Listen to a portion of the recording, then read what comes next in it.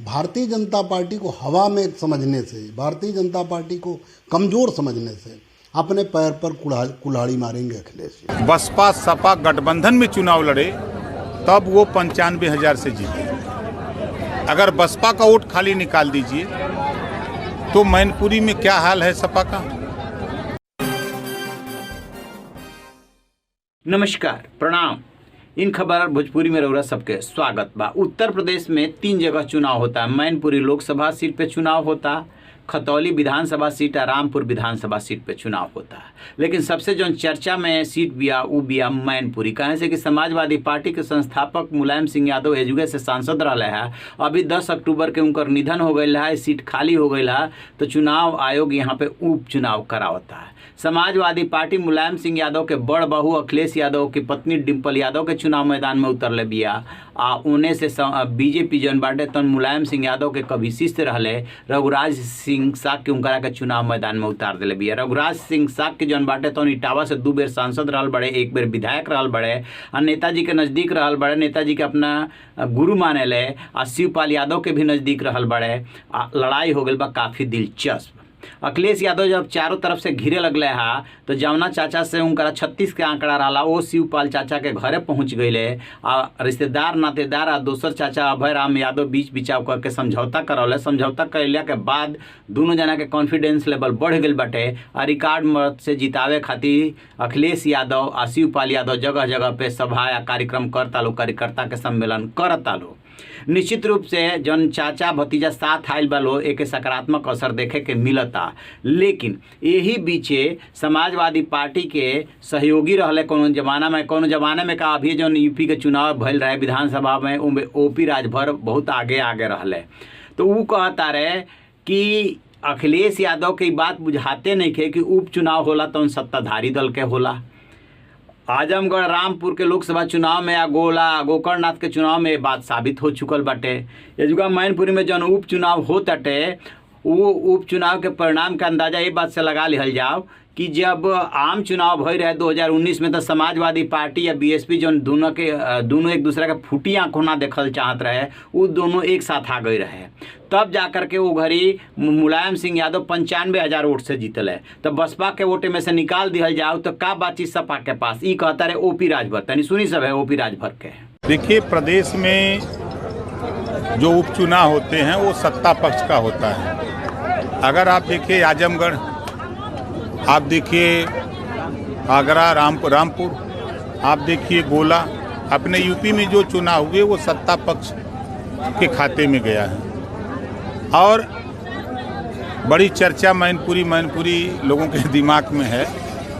देखिए, जब माननीय नेताजी बसपा सपा गठबंधन में चुनाव लड़े तब वो 95,000 से जीते। अगर बसपा का वोट खाली निकाल दीजिए तो मैनपुरी में क्या हाल है सपा का।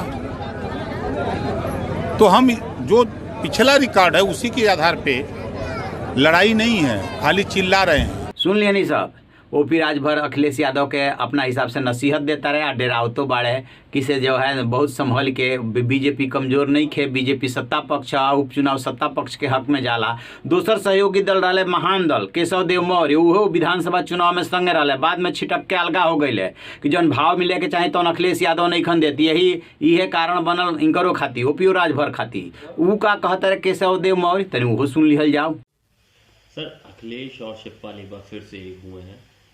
भरे मंच से अखिलेश यादव शिवपाल के पैर छूते हुए नजर आ रहे हैं, क्या कहें? देखिए, शिवपाल जी अखिलेश जी के चाचा हैं और पैर छूना उनका अधिकार है और आशीर्वाद देना शिवपाल जी का कर्तव्य है। सवाल, दोनों लोग राजनीतिक रूप से एक हो गए थे, अलग हो गए थे, आज एक हो गए। इस बात की खुशी सारे दलित पिछड़े समाज को है। मैं पिछड़े समाज से आता हूँ। मुझे बहुत खुशी है कि शिवपाल जी और अखिलेश जी एक हो गए। मैं तो महान दल परिवार की ओर से शिवपाल जी को बहुत बहुत धन्यवाद दूंगा। क्या लग रहा है सर, शिवपाल के एक होने से आने से समाजवादी पार्टी को फायदा मिलेगा? पहले में और अब में समाजवादी पार्टी जो है वो मजबूत बनेगी? नहीं, निश्चित रूप से शिवपाल जी के आने से समाजवादी पार्टी को और अखिलेश जी को, डिम्पल यादव जी को फ़ायदा मिलेगा। लेकिन इतना भी फ़ायदा नहीं मिलेगा कि वो आंख बंद कर लें और ओवर कॉन्फिडेंस में चले जाएं। ओवर कॉन्फिडेंस में चले जाएंगे तो चुनाव हार जाएंगे। चुनाव अगर जीतना है तो आँख खोल कर एक एक बूथ पर नज़र गड़ाकर और अपने अच्छे कार्यकर्ताओं को बूथ स्तर पर जिम्मेदारी देकर वो मेहनत करेंगे सपा के लोग और अखिलेश जी उसको मॉनिटर करेंगे तो चुनाव जीता जा सकता है। भारतीय जनता पार्टी को हवा में समझने से, भारतीय जनता पार्टी को कमज़ोर समझने से अपने पैर पर कुल्हाड़ी मारेंगे अखिलेश जी। सुन लिया नहीं सब है। केशव देव मौर्य के भी का नाम बाटे कि चाचा भतीजा के साथ है अला से फर्क पड़ी, लेकिन इतना फर्क ना पड़ी जितना वो लोग सोचता लो। बीजेपी चुनाव लड़े जाने ले, रणनीति बनावे जाने ले, ए से बहुत सावधान होके चुनाव लड़ला के जरूरत बाटे। कॉन्फिडेंस ठीक बाटे, लेकिन जहाँ ओवर कॉन्फिडेंस में के चुनाव हार जाइए। अखिलेश यादव के बारे में केशव देव मौर्य कहता है कि बहुत जल्दी ओवर कॉन्फिडेंस में आवेला, तो सावधान रहे के जरूरत बा।